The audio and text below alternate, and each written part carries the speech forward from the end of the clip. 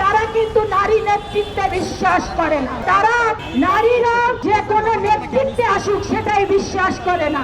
এই বাংলাদেশ সৃষ্টি লগ্ন থেকে এবারই সবচাইতে করুণ অবস্থা আমরা পার্লামেন্টে দেখতে পাচ্ছি। পার্লামেন্টে এবার মাত্র 7 জন নারী নির্বাচিত হয়ে তারা অংশগ্রহণ করছে। একজনে তো তৃণমূল থেকে কোন নারী ওখানে অংশগ্রহণ করছে না। কাজেই আমাদের আনন্দিত হওয়ার কোনো কারণ নেই। আমরা বলতে চাই পরীক্ষিত